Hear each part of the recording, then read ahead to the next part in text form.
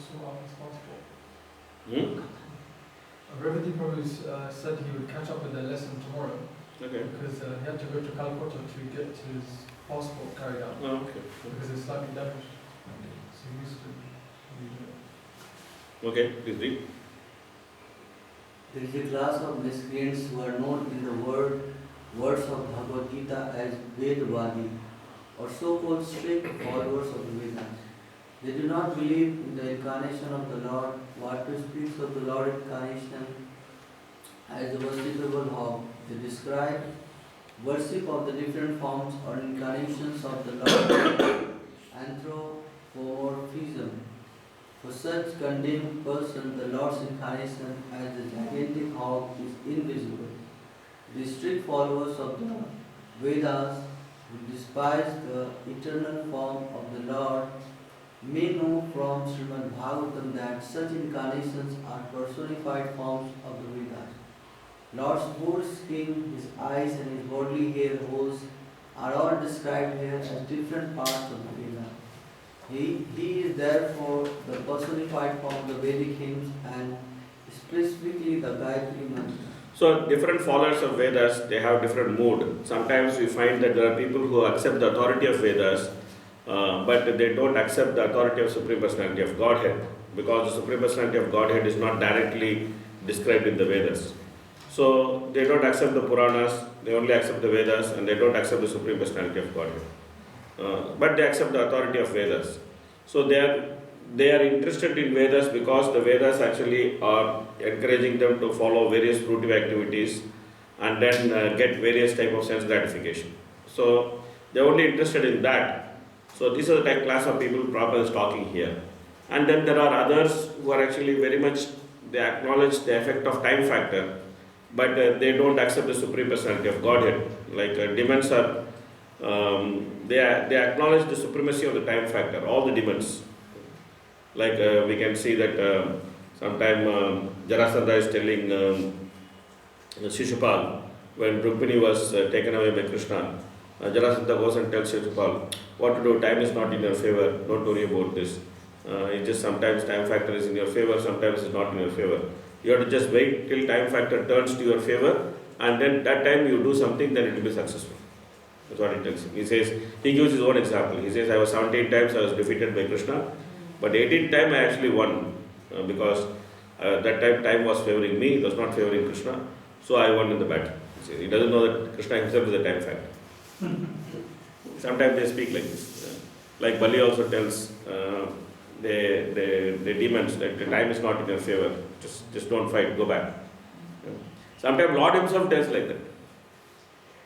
The demigods go to the Lord when Bali becomes very powerful. Lord says, what to do? Time factor is not favoring you. You go and make friendship with the demons and then you try to churn the milk ocean. If you get the nectar, then I will come and help you. So he himself is time factor, but he himself speaks as if time factor is not favoring him. And sometimes a lot, like he tells when Nanda Maharaj meets Krishna in Kurukshetra, then Nanda Maharaj is not willing to go back. He is telling that I will just stay. You come with me. I don't want to leave you and go. Then Krishna says, what to do? Time factor is like this. It just brings people together, and the Supreme Lord brings people together, and then he disperses them. And they say, hey, you are the Supreme Lord. What is this? You are talking like this. So it's a very interesting conversation. Sometimes the Lord himself takes this kind of positions.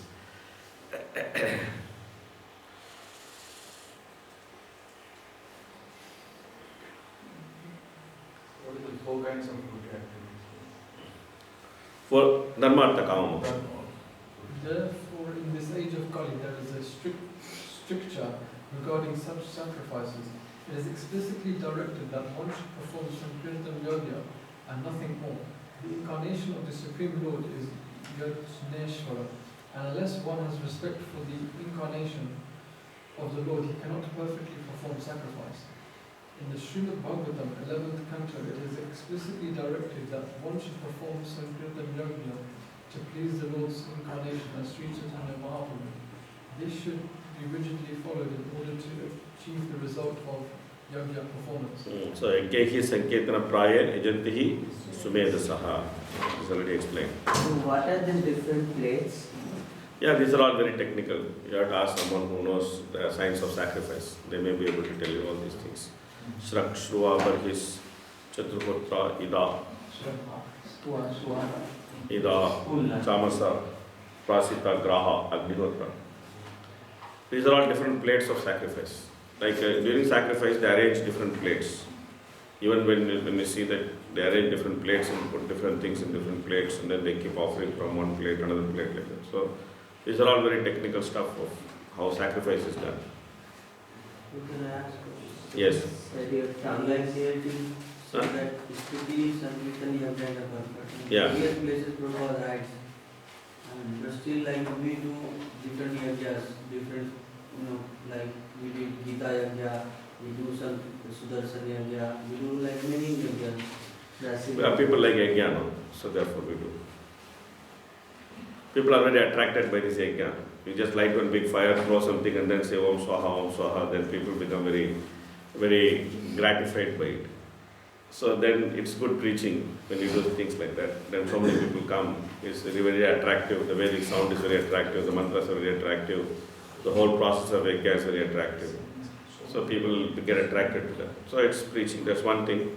Second is Grahasthas are supposed to do samskara yajnas. This cannot be avoided. They should do samskara yajnas, Grahasthas. But they should be done according to Satriya Saradipika, because then Gopal Bhatta Goswami gives the exact method by which we can do these yajnas without contradicting the practice of pure devotional service. So therefore we should follow that method which is given by Gopal Bhatta Goswami in Satriya Saradipika.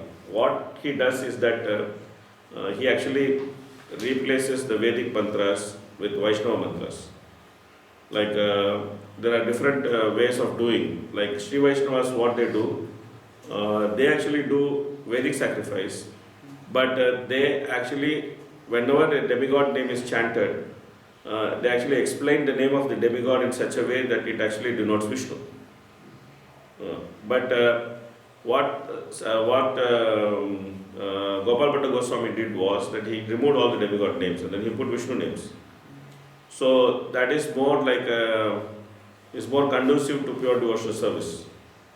So we can perform, and these are all simple sacrifices. These are all not like for example, there are some sacrifices given here, like the Agnistoma sacrifice. It's all huge sacrifice. Like Vajapaya sacrifice, Agnistoma sacrifice. You see the description of these sacrifices in Bhagavatam. If you go to 4th canto, you will see some of the sacrifice description. This is like huge, like thousands of brahmanas, lakhs and lakhs of brahmanas, so many animals killed, so many things. It's like and it goes on for many, many years. It's not like, just go on, just not like 1 hour, 2 hours, you do some Sudarshana Homa and then run away. It's not like that. It goes on for years together. So therefore, in general, we understand that all these Vedic sacrifices are not recommended in Kali Yuga.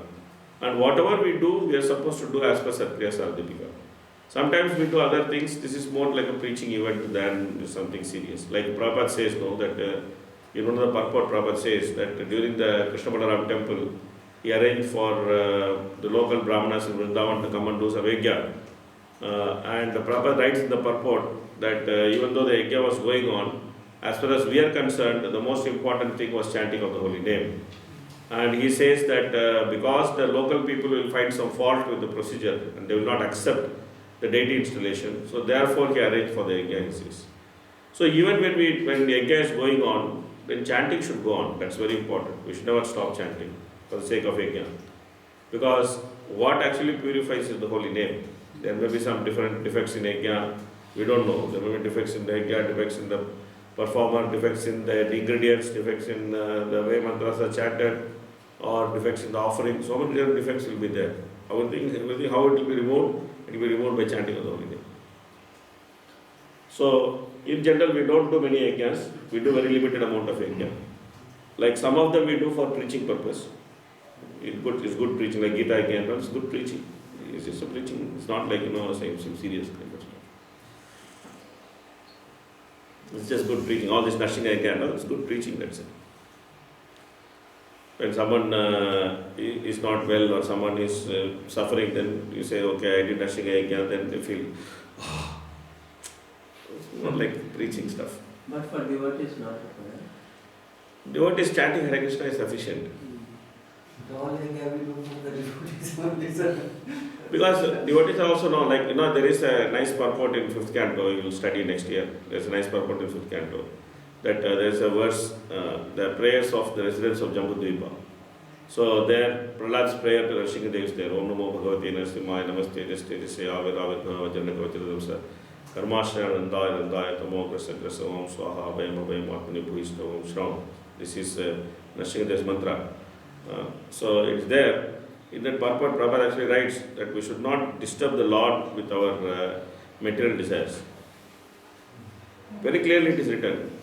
But the devotees are so sentimental, they become sick, they want to go and do Nrsimha Yajna. They get headache, they want to do Nrsimha Puja. Anyway, instead of going and doing some demigod puja, demigod again, Nrsimha Yajna is better. Anyway, it is better, at least coming to the Lord, it's okay. But this is all very immature mentality. One should not go to the Lord with the material petitions. One should not go to the Lord with material petitions. One should simply try to please the Lord, one should simply try to serve Him. Gaudiya Vaishnava system is not to take things from the Lord, rather to give pleasure to the Lord. This whole philosophy is based on giving something to the Lord, not taking something from the Lord.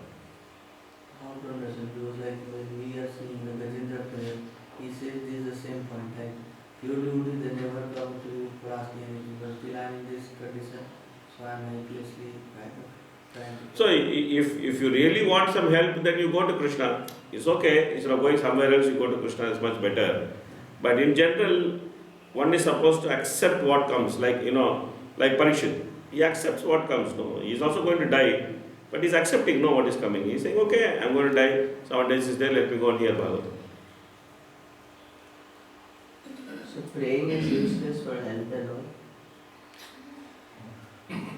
I mean, if a devotee feels that he has to pray, then it's better for him to pray. If he feels that his health is disturbing him, so he should go and pray to the Lord for his health, it's okay, it's fine. But generally it is not okay. Oh, that's not pure devotion. Definitely it is not pure devotion. Definitely it is not pure devotion. Pure devotion means Anyamilashita Sunyam Jnana Karmadyanavritam Anukulyena Krishna Siranam Bhakti. Yeah, no, you are telling not for your material sense gratification, but so that I can serve you much better. But he knows what to give for better service. Krishna knows Well, then, Why we are trying to educate Krishna that Krishna, you give me this, then I can serve you much better. That's what Arjuna is doing in the first chapter of Bhagavad Gita. He is trying to educate Krishna. Krishna, you do like this will be much better. You do like that will be much better. We should never try to educate Krishna. We should try to accept what Krishna gives us and try to see how that can be utilized in Krishna's service. Then the purpose of prayers is what actually? Purpose of prayer is like, in Nectar of Devotion it is said, there is Samprarthanatmika, there is Dainyavodika, and then there is Lalasamaya. There are 3 types of prayers are there.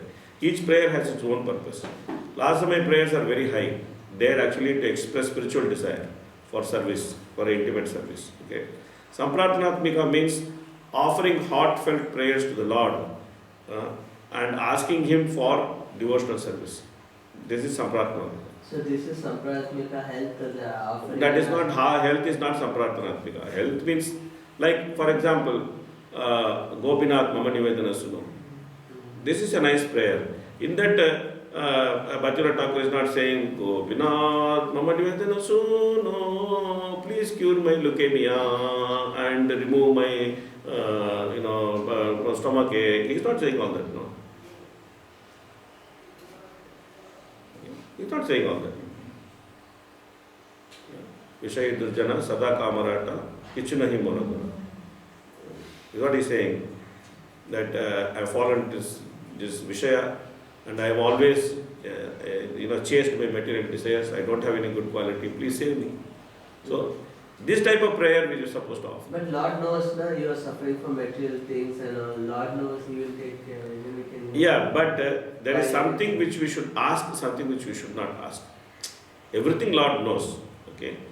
But we should ask things which pleases the Lord. We should not ask things which does not please the Lord. So telling I am causing trouble because of my material desires, that is pleasing the Lord. Yeah, because that is the realization the conditioned soul is supposed to have. No?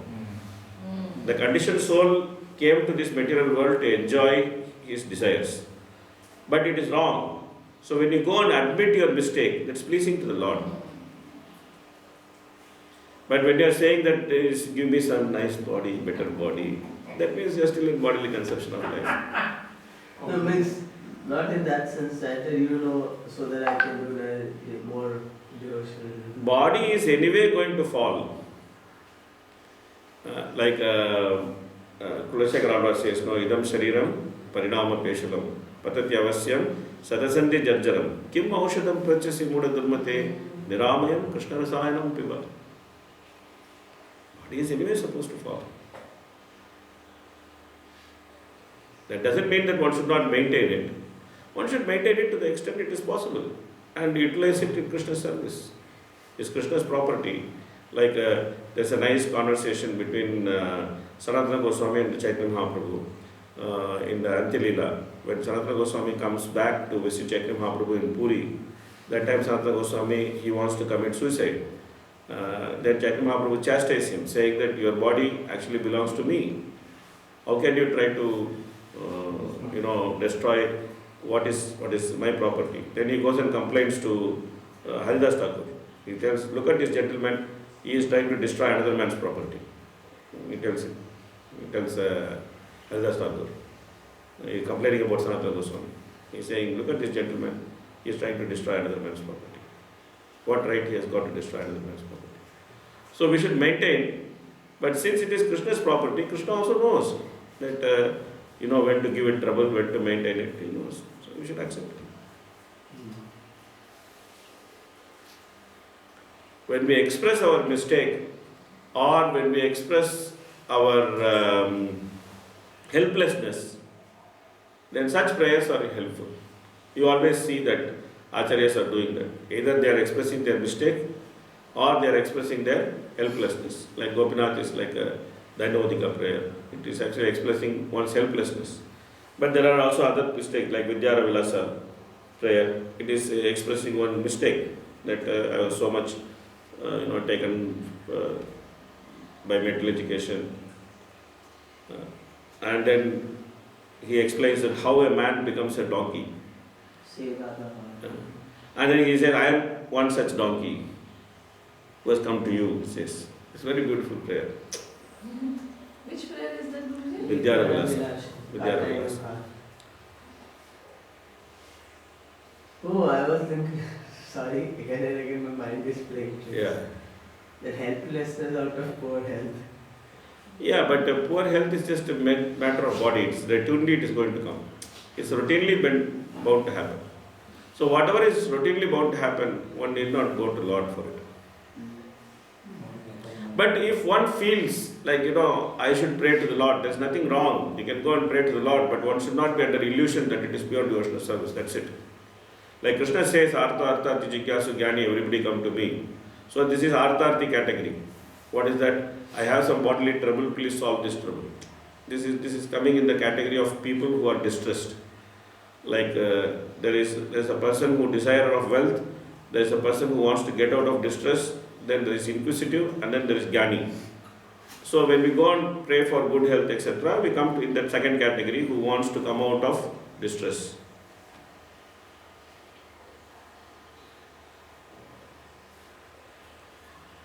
So that's not pure devotional service.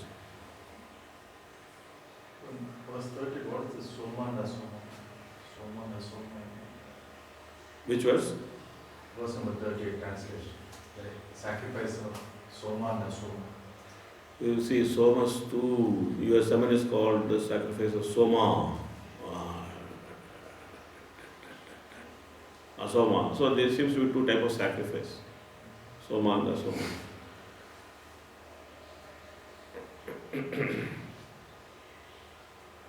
Skin and touch sensations. So Agnistoma, Atya Agnistoma, Ukta, Sodasi, Vajapeya, Atirata, Aptaryama. These are all different type of yajna. Daksha knows all these things. If anyone has any doubt, they can contact Daksha. Daksha is very expert in all these things. Your semen is sacrificed. Yeah, Lord also semen. yeah. Why man can have semen, Lord cannot have semen? What is this nonsense? Man has semen because Lord has semen. But Lord giving birth to kids, not like. He can do whatever he wants. That is the, see, we cannot think like Mayavadis.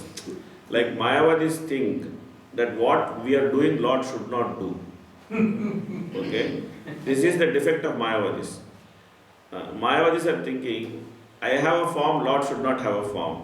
I have sex life, Lord should not have sex life. I have semen, Lord should not have semen. This is pakka Mayavadi way of thinking. Okay? I have material sex life, Lord has spiritual sex life. I have material form, Lord has spiritual form. I have material semen, Lord has spiritual semen. Even Lord Shiva's semen. You know what is Lord Shiva's semen? Gold. That Mohini Murti. Yes. And then gold.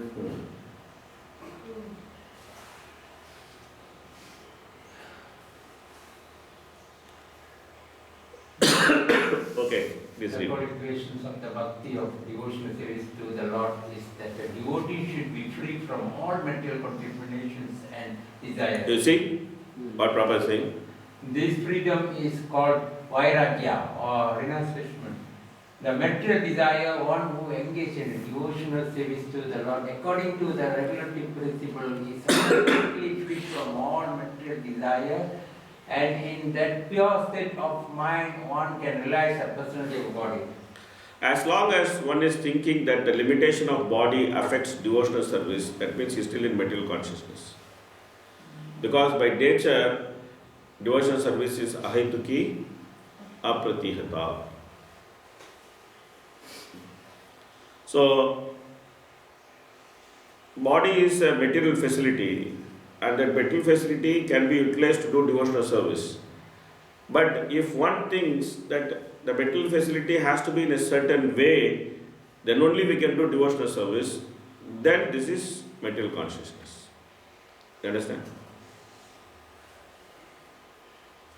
One has to conquer the mind and one may do it. By following the Vedic rituals and by performing different types of the sacrifice, the ultimate end of all sacrifice performing is to attain bhakti or the devotional service of the Lord. Without bhakti, one cannot understand the supreme personality of body. See, prayer to health was introduced in ISKCON to protect the health of the spiritual master. If you actually read Leelamrita, Nrsingadev's prayer was introduced in ISKCON when Prabhupada disciples wanted to pray for his health. When Prabhupada deteriorated, then they all told Prabhupada, don't go because you just started this movement and we don't know what to do also. We are not even trained, don't go. Prabhupada said, no, if Krishna wants, I have to go. I cannot stop. Then they said, can we pray to Krishna that we can actually let you stay? Then Prabhupada became very thoughtful. Then he actually gave a nice prayer. He said, if you so desire, please leave our spiritual master. That's how we are supposed to pray. Even if you want to pray for... So, originally, the prayer for health was introduced in ISKCON only for the health of the spiritual master. It was not introduced for anybody's health, not for my health, not for your health. It's only for the health of the spiritual master it was introduced. Okay? Normal devotee, no. No. Nrsingadev worship was introduced in ISKCON to protect the deity. Yes. Where? In Mayapur. In Mayapur, Nrsingadev came to actually protect the deity of Radha Madhava. Yeah. Okay. He did not come to anyway. But the point is that Narsingadev is very merciful. He is also reciprocating with so many requests of devotees. But Narsingadev is pleased when we go to him and ask him to remove the material desire from our heart, rather than we go to him and then ask him, please make sure that my heart is beating properly, there is no blockage in my heart, and make sure that my surgery goes well. Okay, he does it. Because the Nasim Kawal just said, na, protect me from front, protect me from back. Narasimha Kavacha is not a prayer to be chanted by devotees. We put that as in the Is not Narasimha Kavacha prayer. Is not a prayer to be chanted by devotees. Many Maharajas also chant. But what can I say? Just because so many people are chanting, I cannot say it is correct. It says Swarga Moksha Pradayakam. Yes, I saw that. We are not supposed to go to Swarga. We are not supposed to ask for moksha. Why would somebody go and ask Narasimhadev that please give me Swarga and moksha? It says Swarga Moksha Pradayakam. And then it says that Narasimhadev, please solve the problem in my stomach, Kukshi Shambhavaha. Yeah, I saw that. Come on.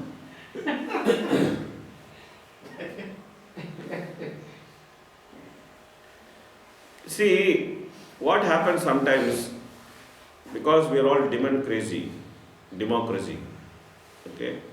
Sometimes some practice enters into ISKCON and then it becomes mainstream, okay? Just because it enters into ISKCON and it becomes mainstream, it doesn't become bona fide.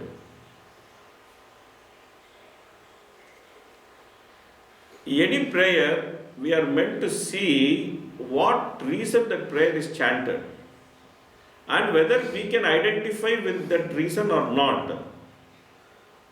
It's not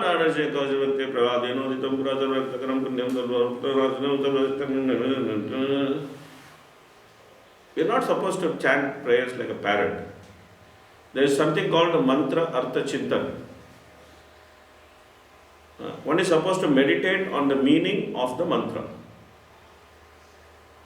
So one should examine whether a particular mantra, whether it is suitable for chanting or not. Okay, of course, if you want to go to Swarga, it's okay, that's fine. Or if you want to attain moksha, it's okay, fine. But we neither want to go to Swarga, nor we want to go to moksha. So we should be careful about these things. Don't do things because many people are doing it. You see sometimes senior sannyasis also, gurus also say. But the Prabhupada never told us to give up our intelligence and practice Krishna consciousness.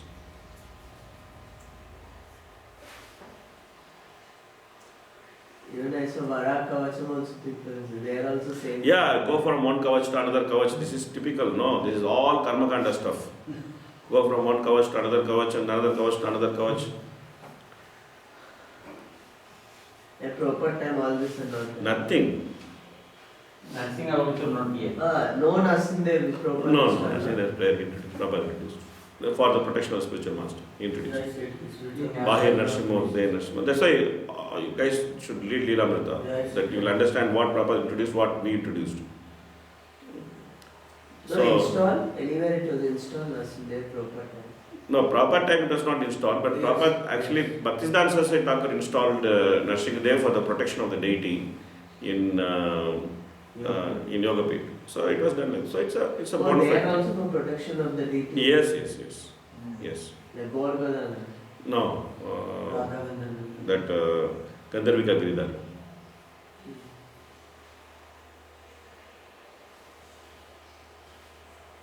But it's okay. I mean, Yeah. going to Krishna is not bad. But at least one should not be under illusion that it is pure devotional service. Like if one wants to go to Krishna, it's okay. Krishna himself says, if you want to come, come to me. And Krishna says, Udara sarva evaite. All of them are intelligent, he says. Anyone who comes to me is intelligent, Krishna is saying. So this is not crazy, is good.